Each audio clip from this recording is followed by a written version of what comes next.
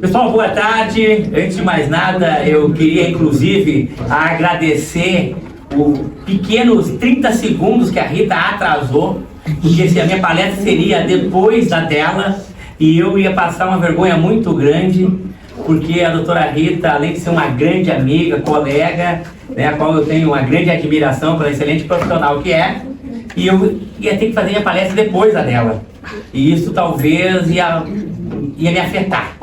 Mas como eu consegui, né, ter esse privilégio, esses 30 segundos, né, para não atrasar, eu fiz na frente. Então, é com enorme prazer aqui, eu vou ler parte do currículo da doutora Rita, parte, né? A doutora Rita, ela é sócia fundadora da RS, então SSN de Advocacia e da empresa de educação RSA, treinamento tributário, advogada tributarista, pós-graduada em Direito e Processo Civil, MBA em Gestão de Agronegócio, professora, palestrante, escritora, e gente, e vai longe, mas para não atrasar, doutora Rita, por favor.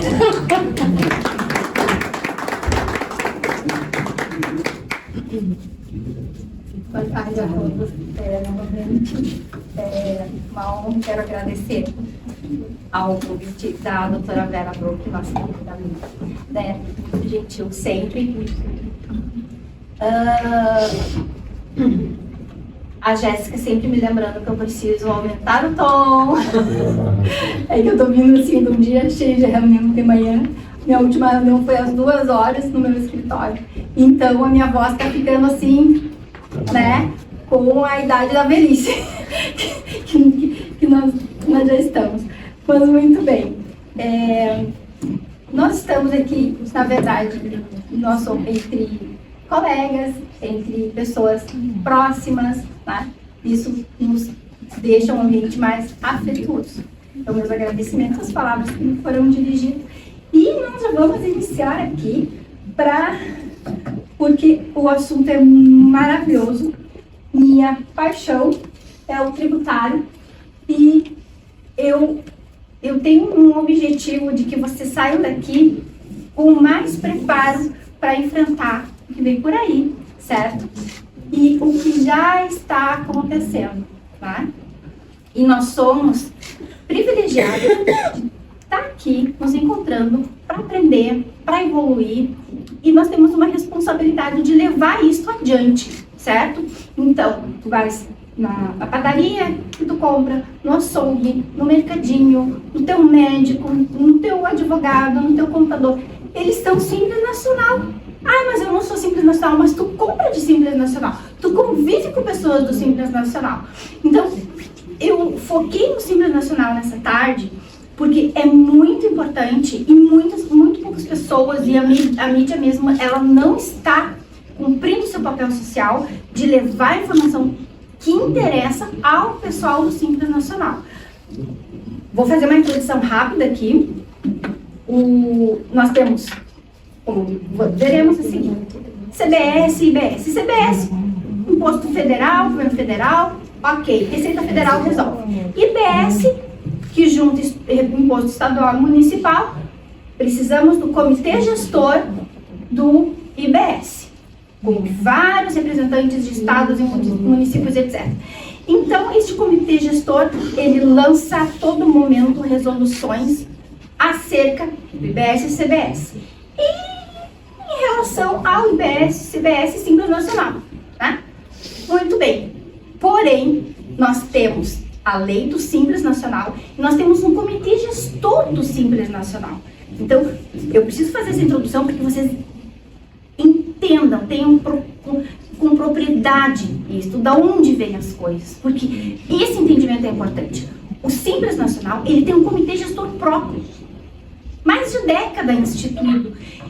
Então, a reforma tributária, o comitê do IBS, todo mundo decidindo coisas sobre o Simples Nacional. Pera lá. Nós temos pessoas dizendo até hoje que o Simples não vai dar crédito, não vai dar crédito, não vai dar crédito, certo? E eu me senti na obrigação de trazer a verdade para vocês e para todos que a gente tem, né? O que aconteceu? A lei da reforma tributária previa que o Simples Nacional não daria crédito. Nós vamos entender esse negócio de crédito daqui a pouco, tá? Então, o que aconteceu? O comitê gestor do Simples Nacional, em abril, ele definiu uma data, que é 1º de setembro, para as pessoas que fizeram opção pelo Simples Nacional tomarem uma decisão, tá? A lei da reforma tributária diria que essa decisão seria até de 1º a 30 de janeiro de 2027. Só que isso estava causando já um problema muito grande de competitividade, porque quem vai querer comprar de uma empresa que não te dá crédito, se tu pode comprar de uma empresa que vai te dar crédito? O pessoal do Simples Nacional se daria conta disto quando os clientes tivessem já ido todos embora. Muito acertadamente, o comitê do Simples Nacional, o que ele fez? Muito rapidamente, e de forma até assodada, em abril, definiu 1º de setembro a 30 de setembro, o que seria lá em janeiro para cá. E aí, então, os optantes do Simples Nacional, eles precisarão tomar uma decisão, se eles vão recolher o tributo por dentro ou por fora. Mas nós vamos entender isso com os slides bem tranquilo, tá? Muito bem. Aqui estamos. O setembro é agora, é para causar uma curiosidade, né? Porque antes de setembro é preciso fazer muito cálculo, muita conta, muito estudo, certo? Muito bem. Aqui, o que o doutor Márcio já colocou, né? O que se trata aqui.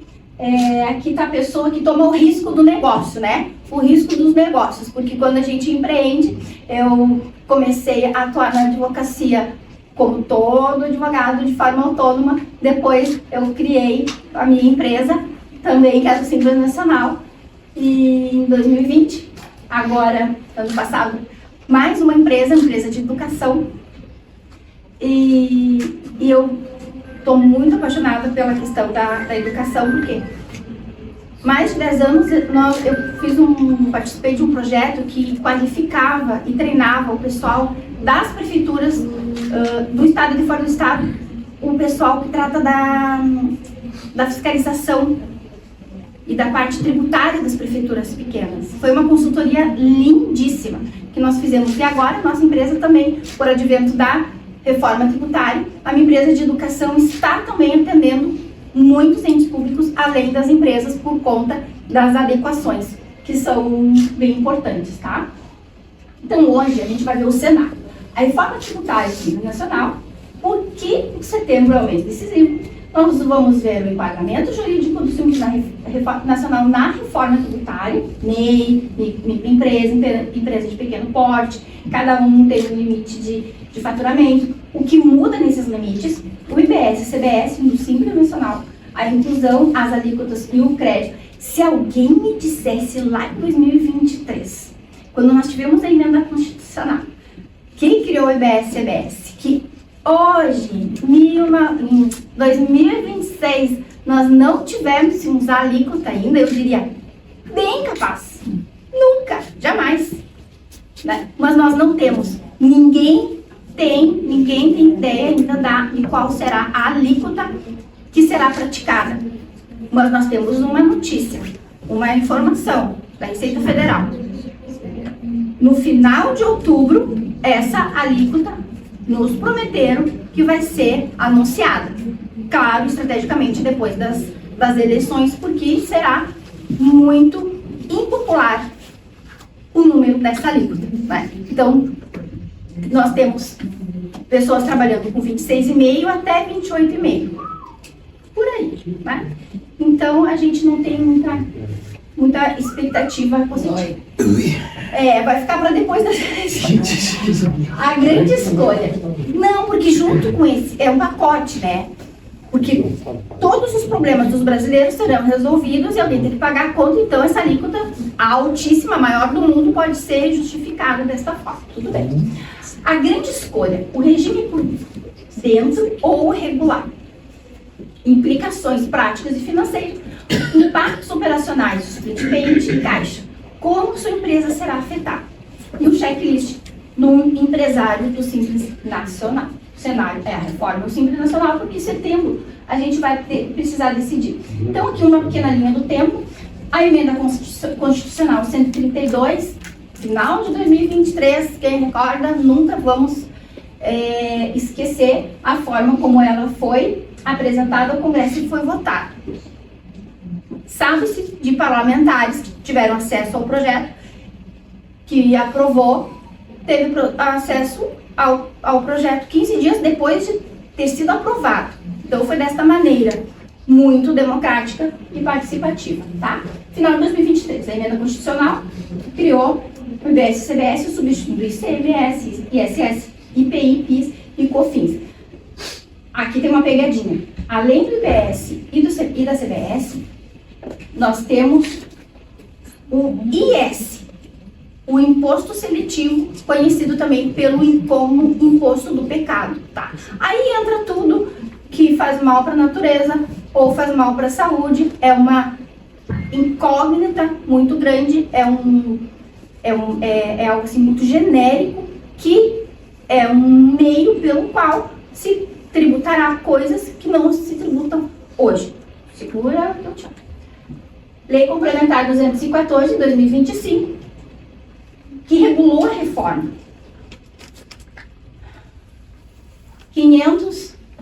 mais de 500 artigos e mais de 10 anexos, certo? O nosso Código Tributário Nacional, ele tem 212 artigos, tá?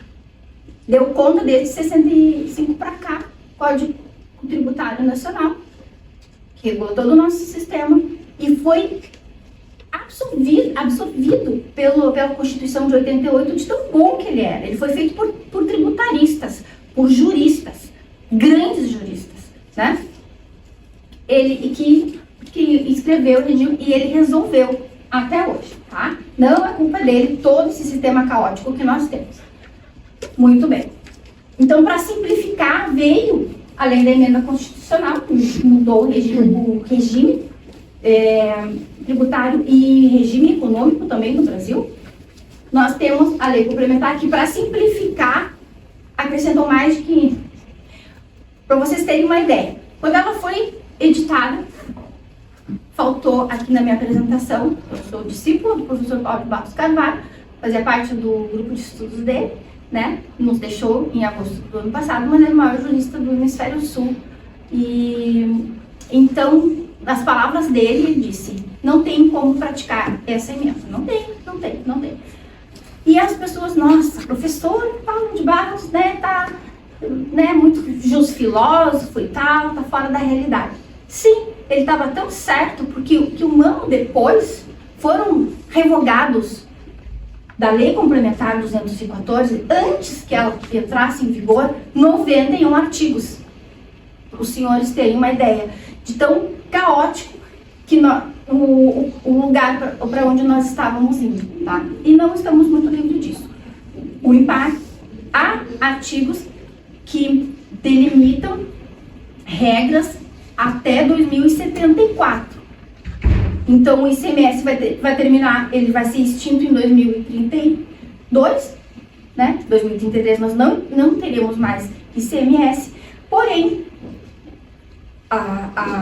estas mudanças, esse sistema de transição, ele prevalecerá até 2074, na lei de 214. Lei Complementar 227, ela veio para viabilizar realmente como vai se dar, né, a implementação do IBS, CBS e IS, porque não tinha como operar. Quando tu lê a 214 simplesmente, não tem como operar muita coisa. Então, a 227 ela veio, né, e trouxe muitas notícias boas para o pessoal que opera o setor imobiliário, holdings, etc. Tá? É a mais recente alteração que trouxe ajustes ao Simples Nacional, especialmente sobre fiscalização, contencioso e créditos. Então, eu tenho acesso ao pessoal da Receita Federal. E qual era a preocupação deles? Nós não podemos admitir que chega numa empresa a Receita Federal para fiscalizar, a tributação municipal para fiscalizar, mesma ocorrência econômica. Não é possível, porque até aqui nós temos em separado o município com os tributos municipais, o Estado com os tributos estaduais e a União com os tributos federais, né? Então, isso estava causando um conflito muito grande de competência. Os juízes não estavam sabendo, os juízes estaduais, que perderiam a competência total do ICMS, porque o IBS seria julgado, as demandas que teriam a ver com o IBS seriam julgados na Justiça Federal. Olha o tanto de poder que eles estariam perdendo, né? Os juízes e os desembargadores da nossa Justiça Comum, com este advento. É um problema, assim, de competência. Até que eles deram conta e o pessoal começou a trabalhar melhor essa questão de competência, tanto da fiscalização e etc. Tá? Então, 2026, setembro, nós teremos o prazo para a opção pelo regime, as empresas do Simples Nacional devem decidir permanecer no regime por dentro ou migrar para o regime regular. Lembrando que o regime regular é aquele que acredita, tá? que vai dar créditos. Por quê? O principal objetivo é ter uma neutralidade e observar um princípio que a gente já tem há muito tempo, que é o da não cumulatividade. Ou seja, o primeiro da cadeia recolhe e vai repassando para os outros da cadeia. Quem vai suportar a questão econômica vai ser o último da cadeia. E vai repassando, isso a gente chama de creditamento, certo? E o sistema regular, ele é assim, todo mundo se acredita, é uma beleza, menos o consumidor final, tá? Muito bem. Em janeiro, nós vamos ter já as alíquotas, esperamos, no IBS e CBS, elas começam a ter um efeito real, que vai ser o período de transição interna, porque agora, em 2026, nós temos uma alíquota teste, tá? De 0,1%, onde 9% corresponde ao que era o PiscoFins, que é a CBS, e 0,01% de IBS só a título de teste, certo? Transição, a extinção gradual do ICMS, ISS, PIS e COFINS, alíquotas plenas de IBS e CBS. A partir do ano que vem é zero COFINS, é total CBS. Enquadramento jurídico do Simples Nacional. Aqui nós temos o MEI, a microempresa, empresa de pequeno porte, os limites. Aqui está faltando um zero, é 3.600.000, é um problema de digitação. O que eu preciso dizer para vocês? Se vocês souberem de alguma empresa que tenha um faturamento próximo de 300 mil por mês e está no Simples Nacional, ela está pagando mais imposto do que deveria, tá? Então é importante que a empresa sempre acompanhe essa questão da tributação com o faturamento. Por quê? Porque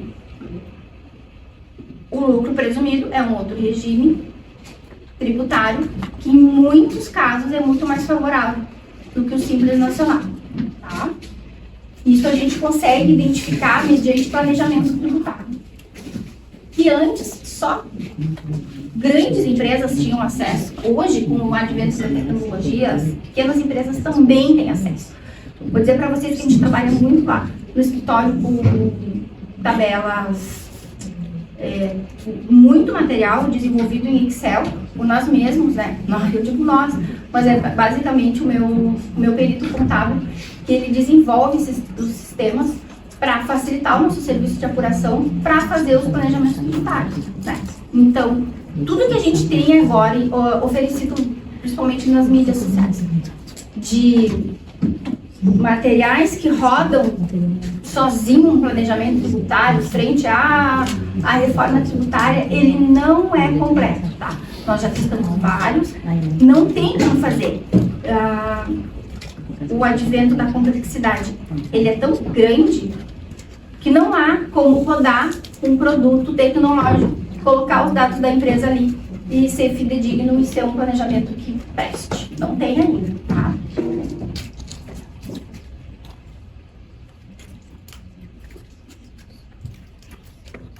Que era tributado, como era tributado antes e agora, como será tributado. No sistema anterior, o ICMS tinha, nós sempre tínhamos, né, para cada tributo, um verbo. O verbo do ICMS era circular, circulação de mercadorias. O verbo do ISS, prestação de serviços, prestar serviços. O IPI, produzir produtos industrializados. Industrializados. PIS/COFINS. PIS/COFINS, ele veio em seguida da Constituição de 88, são contribuições sociais, tá? Não são impostos, são contribuições. Por isso que o CBS se chama CBS. Notando que os outros, a base de cálculo é o faturamento. Aqui são receitas e nós temos aqui também uma questão muito importante. O PIS tem lei própria, o COFINS tem lei própria. Então, os 9, 8% deles, eles são tributados de forma separada. Tá? Com a reforma, as operações com bens materiais e imateriais, qualquer operação econômica vai pagar IBS e CBS. Qualquer operação, independente do verbo. Prestação de serviços, qualquer tipo de serviços. Aí então nós temos a lei 116 do ISS que tem um anexo ali, o rol taxativo de todos os serviços. Ah, o serviço não está no rol, não cobra. Aí então altera lá a lei, coloca aquele serviço no anexo para poder cobrar. Esta é o que a gente chama de princípio da legalidade. Se a lei se o tributo não está na lei, não pode cobrar, tá? Por isso que a gente tinha essa alteração na questão do ISS. Locação e licenciamento de bens. Então, foram décadas discutindo a tributação dos aluguéis. O judicial definiu que ele não é serviço, não é mercadoria e etc. Ele não vai pagar nem ISS nem ICMS. Agora vai pagar IBS e CBS. E a pessoa que aluga vai ter que emitir nota. Tá? Nós temos ainda uma pegadinha que é o CIP, que é o Cadastro Único de Imóveis, que vai rastrear tudo. Ele vai rastrear até os CPFs que estão naquele imóvel. Aí tu emprestou para um filho o imóvel, aquele CPF está naquela CIB, etc. Tu não está aqui, não está marcando nada na tua declaração de renda, os aluguéis. Tu não cobra aluguel, mas tu vai ter que pagar. Eles vão querer fazer isso, tá? Se prepare. Locação e licenciamento de bens. Cessão de uso de direitos, os intangíveis. Operações de importação. O IBS e a CBS no Simples Nacional. Inclusão, alíquotas, créditos e não cumulatividade. A não cumulatividade, nós já identificamos várias que vão acontecer. Tá? Não tem como escapar. E nós já identificamos mais de 16 teses que serão levadas ao judiciário como implementação a partir de 2029, se eles não mudarem os regulamentos, tá? Que já está fora da Constituição, que não tem como aceitar. O que é incluído na DAS. Muito bem. Nós temos três, basicamente, regimes de tributação. Nós temos o Simples Nacional. 94% das empresas do Brasil são no regime do Simples Nacional. Ele não é um imposto, ele é um regime. As outras estão no lucro presumido e as outras estão no lucro real. Muitas são obrigatoriamente do lucro real. Por exemplo, o sistema financeiro, qualquer fintech, ela tem que estar obrigatoriamente independente do faturamento no lucro real. Certo? Muito bem.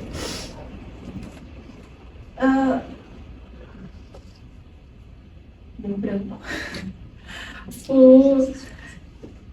O que acontece? O Simples Nacional, ele tinha como objetivo simplificar. A simplificação do Simples está só no nome, porque ele não é simples. Eu vou dizer para vocês por quê. Quando é emitido um documento que se chama DAS, que é o que é pago todos os meses, ali tem ICMS, PIS, COFINS, ISS se for serviço, contribuição patronal, CSLL, etc. Imposto de renda, né? Tá tudo ali. Tu pergunta pro empresário, tu paga ISS? Eu pago a DAS. Tu paga ICMS? Eu pago a DAS. Por quê? Porque isto foi feito para simplificar a fiscalização e a arrecadação, apenas. Tá? Então, é assim que a banda toca. Por isso que é importante nós educarmos o empresário, basicamente, para não ficar dependendo de um terceiro ou querendo passar responsabilidade do seu negócio para o contador, que não tem nada a ver com isso. O contador, ele tem as suas atribuições muito específicas e limitadas. Só que toda decisão ela deve ser do empresário, do empreendedor, de quem toma o risco do negócio, certo? Por quê? O que acontece muitas vezes é que o empresário está focado no seu negócio, no seu faturamento, delega ou negligencia esta parte, né? E depois ele começa a pagar só parcelamentos e parcelamentos, né? O contador diz, olha, tem esse passivo, tá para fazer em 60 vezes, ele começa a pagar, a juntar ali parcelas, porque por problemas de emissão de nota, que ele, se ele entendesse melhor da tributação, ele não passaria esses problemas, certo? Por quê? Porque os problemas acontecem na operação. Então, se ele entender a tributação na operação, ele vai poder corrigir a operação e não vai ter problema, tá? O que foi incluído na DAS são todos estes aqui, BS, CBS, permanência do IPI nas operações internas. Por quê? Porque teve um lobby muito forte, e até compreensível, da Zona Franca de Manaus. Porque se tirasse totalmente o IPI, a Zona Franca de Manaus perderia a sua competitividade. Então, quando a gente diz que terminou o IPI, não terminou o IPI. Só não tem IPI na Zona Franca de Manaus, tá? E aqui hoje eu vou trazer um caso prático para vocês lá do escritório. Que se fez um levantamento, um planejamento para uma empresa, porque esse é o momento de fazer tudo, fazer cálculo, né? Para saber como é que vai estar. Eu vou dizer para vocês que o sul de Minas, ele tem muitas vantagens competitivas em relação a benefícios fiscais. As empresas foram para lá porque pagariam menos, tá? O que acontece? Depois de levantar todos os dados, e foram mais de 80 itens estudados, calculados e planilhados, a empresa de telefone celular, ela chegou à conclusão de que nós chegamos, né, 30% mais caro produzir no sul de Minas do que na Zona Franca de Manaus. Então, esse empresário ele vai ter que decidir, ele vai continuar no sul de Minas, ele vai ir para a Zona Franca de Manaus. Hoje, nós sabemos, por colegas lá de Manaus, que a procura por galpões em Manaus está muito grande, porque as empresas já estão se organizando para poder continuar no mercado. Nós temos 200, pode ser que hoje tenha mudado mais um, mas até hoje eu tenho esse dado que 207 empresas brasileiras foram para o Paraguai, tá? Porque, como muito bem o doutor Márcio lembrou, não é só a reforma, é segurança jurídica, segurança política, respeito às leis, que o Brasil está com muitos problemas. Então, além da lei da maquinaria, que tem lá no Paraguai, que é uma coisa fantástica, existem outros pontos positivos também. Por isso as empresas estão indo para lá. CBS fica fora da N exportações, porque as exportações elas são desoneradas, né? Alíquotas do IBS, CBS são as alíquotas eram não com atividade no Simples Nacional, as alíquotas do IBS, CBS para o Simples Nacional. Gente, nós não temos qual é a a alíquota ainda do IBS e CBS. Nós temos que trabalhar com projeções, tá? Mas não é porque a gente não tem que a gente não vai fazer alguns cálculos. E aqui que é importante vocês saberem que nós trouxemos aqui hoje. Então, tolerância, por favor.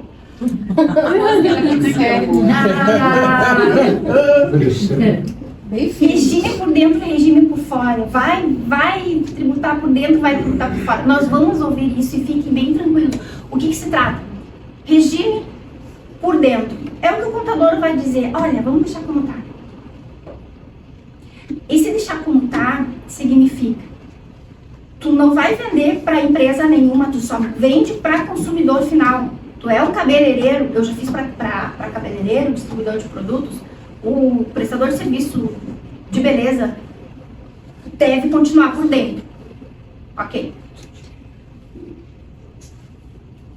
Por fora vai dar mais um trabalhinho do contador, porque ele vai ter um cálculozinho, vai ficar mais desconfortável para ele operar no regime geral, no Simples Nacional. Porque apurar o tributo do Simples Nacional é um Ctrl+C, um Ctrl+V.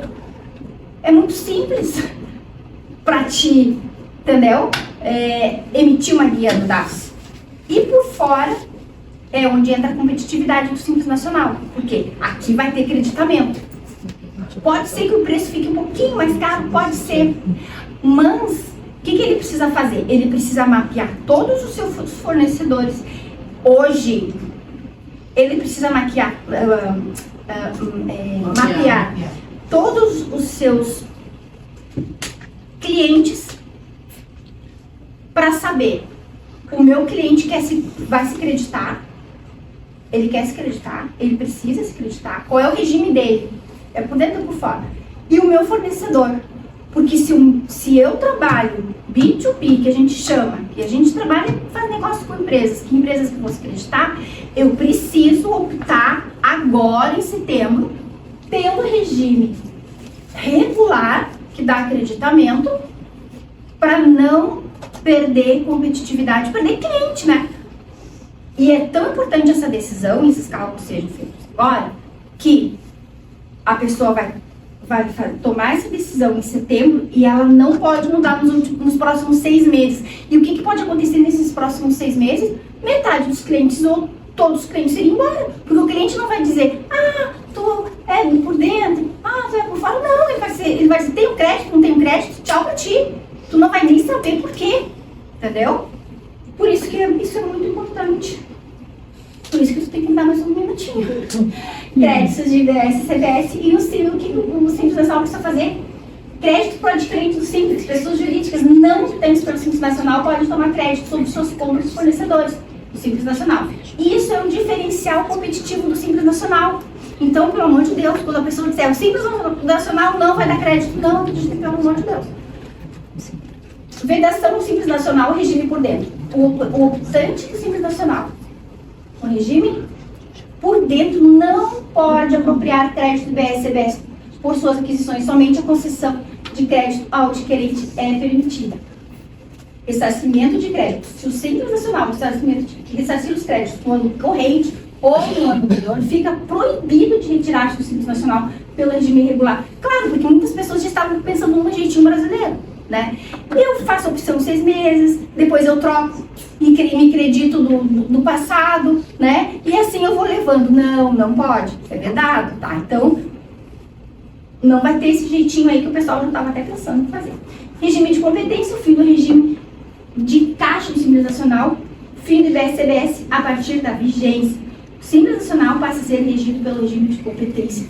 Impacto direto no fluxo de caixa. A grande escolha, regime por dentro e por fora, regime regular. O regime regular vocês já sabem, né? Regime da reforma tributária, créditos para cá, créditos para lá, uma maravilha. Regime por dentro versus regime irregular. Aqui nós temos IBS, CBS e NADAX. Por dentro está embutido, por isso que eu disse que favorece para o contador. Fica mais fácil. Mas então cobra um pouquinho mais e não aleja o teu cliente de competir. Entendeu? Então aqui nós temos por dentro e nós temos por fora ou o regime irregular. Então, aqui está embutido, lá recolhe em separado. Aqui não pode apropriar, aqui não entra na mesma competência. Complexidade operacional aqui é muito menor. Carga tributária pode ser maior, a depender, por quê? Porque não vai acreditar, mas não vai tomar crédito também, entendeu? Então, mesmo assim, a gente não tem como dizer o que é melhor. Tem que fazer conta, tem que fazer um planejamento. Cada caso é um caso, tá? Opção pelo regime regular, regras e restrições. Como que tá? A opção pelo regime regular está dentro do sistema PGDAS. O prazo é setembro. Claro que quem vai entrar dentro do sistema do PGDAS vai ser o teu contador, mas tu precisa saber como é feito, tá?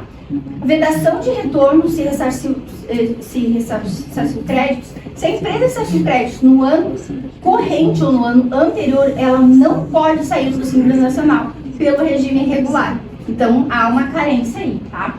Regime é semestral, a cada 6 meses tu pode mudar. Pode mudar? Pode. A única restrição é no creditamento desse jogo, né? Para levar vantagem. Bens de capital vai desonerar. Eu vou dizer para vocês, tiver um impacto no funcionário. Split payment, aqui eu vou resumir para vocês. Vai entrar R$1.000, tu vai vender um produto de R$1.000 e vai entrar no teu caixa de R$150. Quem vai operar o split payment, quem vai operar o recolhimento desses impostos é o sistema de pagamento que nós temos. É o pessoal do cartão de crédito, é o pessoal do sistema bancário, que já está todo mundo ali bem constituído, e são eles que vão fazer. E mais, o Brasil está sendo observado muito de perto por organismos internacionais e os governos de fora também. Porque quando eles foram fazer o split payment lá na Europa, deu ruim, deu errado, não deu certo, tá? Aqui, nós estamos sendo cobaias de um sistema que vai reger na OCDE, tá? Não vou dizer no mundo, porque nós temos alguns lugares meio, né, que destoam mesmo. Mas o Brasil, ele está sendo um case para ser implementado daqui para frente. Claro que não deu certo, quando a tecnologia era outra. Mas a gente sabe que a Receita Federal, ela tem machine learning. Muito bem. Agora, inteligência artificial generativa, eles não operam e não vão operar tão cedo porque é muito caro.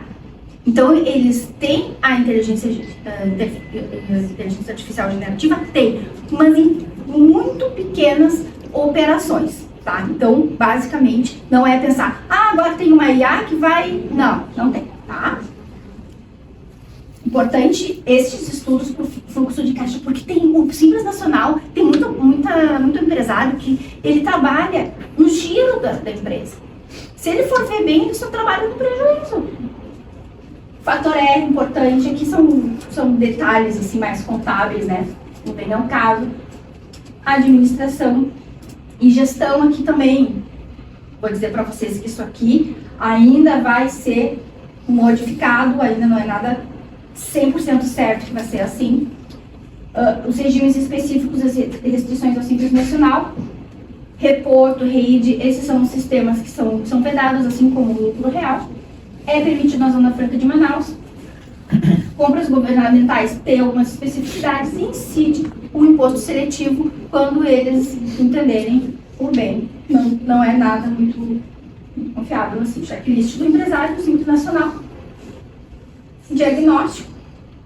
Como é que tu faz o diagnóstico? Aqui é bem prático, eu deixei isso aqui pro fim, porque é assim. Diagnóstico. Levanta o teu faturamento dos últimos 12 meses. Verifica se você está próximo do sublimite de 6 milhões, de 3 milhões e 600 para a IBS ou 4,8 para a CBS. Identifique se os seus clientes são PJ e precisam de crédito. O consumidor final não se acredita nunca, então, se tu vende só para o consumidor final, já fica mais fácil fazer a conta. Avalie se você atua em setores com regimes específicos, saúde, Zona Franca de Manaus, seguros financeiros. Isso aí tá tudo detalhadinho. Decisão de regime. Simula o impacto do regime por dentro versus regime por fora, na categoria tributária. Verifica se você ressarciu o crédito nos últimos 12 meses. Isso pode travar a tua saída. Pode travar mesmo, como eu disse. Avalia a complexidade operacional que o regime regular exige. Contador, sistema. Vai dar mais um trabalhinho, vai, mas tem que ser feito. Decida e faça opção no PGDAS até o prazo de setembro. Porque quem não decidir vai decidir, tá? Porque quem não fizer nada vai decidir pelo regime por dentro. Não tem como dizer, eu não vou fazer nada. Não tem. Quem não fizer nada está decidindo pelo regime por dentro, que não acredita, tá? As 5 decisões que não pode esperar. Regime por dentro ou regular, seus clientes precisam de crédito, você está no sublimite, você exporta, seu fluxo de caixa está preparado hoje. O pessoal opera muito com importações. Não sei quanto eu passei. Um pouquinho. Mas, pessoal, assim, ó. Então, eu espero ter... A minha missão hoje era dizer... É uma decisão que precisa ser tomada. Não pode ser negligenciada, tá? Porque não sei quantas empresas... até a doutora Vera estava abordando quantas empresas fecham nos primeiros 5 anos no Brasil, etc. Aí, então, eu vou dizer assim, ó, a culpa, quando uma empresa pequena ela fecha, é do governo? É da fiscalização? É do regime tributário? É do contador? Não, é do empresário. Não quer tomar risco? Não seja empresário. Infelizmente, às vezes, eu já tive que dizer isso para cliente, que começou a se queixar, passivo de mais de 22 milhões, né, porque é tudo muito difícil. Eu disse, olha, vamos ser autorresponsáveis. Cada empresa é responsável. O responsável por ela é o empresário. Teve uma enchente e levou tudo. Fica na exceção. Pegou fogo, fica na exceção. Um caminhão acidentou, tombou. Fica na exceção. Tirando isso, meu filho. É assim, ó. É sábado, é domingo, tá? A gente... precisa ter autorresponsabilidade de gestão, tá? Se eu puder ter ajudado vocês de alguma forma, não é para ninguém se desesperar, mas quanto mais informação, mais proteção a gente pode ter, tá? Muito obrigada por terem me ouvido.